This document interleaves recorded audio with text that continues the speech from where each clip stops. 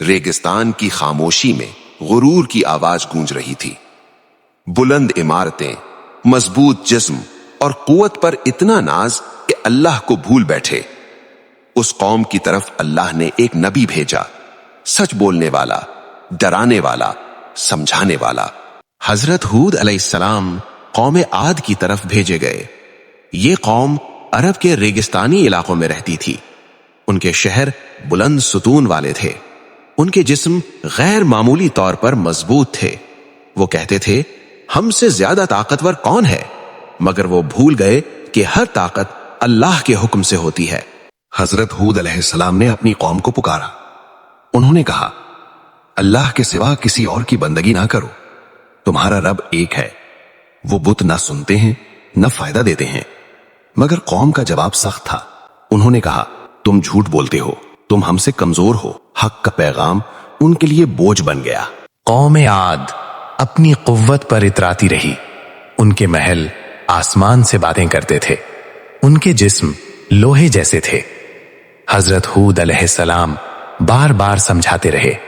उन्होंने कहा, अल्लाह से डरो, शुक्र अदा करो। मगर वो हंस देते, कहते, हम पर कोई अजाब नहीं आ सकता। ये घमंड उन्हें तबाही के करीब ले जा रहा था।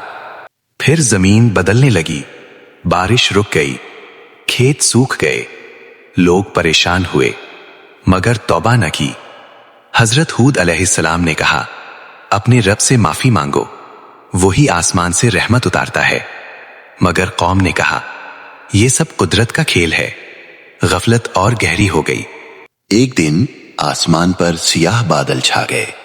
कौम खुश हो गई, कहने लगी, ये बारिश लाने वाले बादल हैं।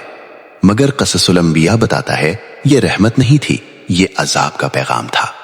हजरत हूद अलैहिस्सलाम ईमान वालों के साथ कौम से अलग हो चुके थे।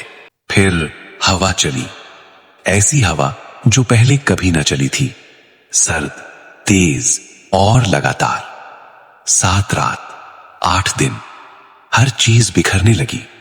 बुलंद इमारतें गिर गईं, मजबूत जिस्म रेत बन गए। जो कहते थे, हमसे ज्यादा ताकतवर कौन, आज बेजान पड़े थे। ये अजाब नहीं, सिर्फ ये अल्लाह का इंसाफ था। रेगिस्तान खामोश हो गया। कौम आद सिर्फ एक निशानी बनकर रह गई। हजरत हूद अलैहिस्सलाम और ईमान वाले महफूज रहे। क़ससुल अंबिया हमें सिखाता है, कुव्वत जिस्म में नहीं होती, कुव्वत ईमान में होती है।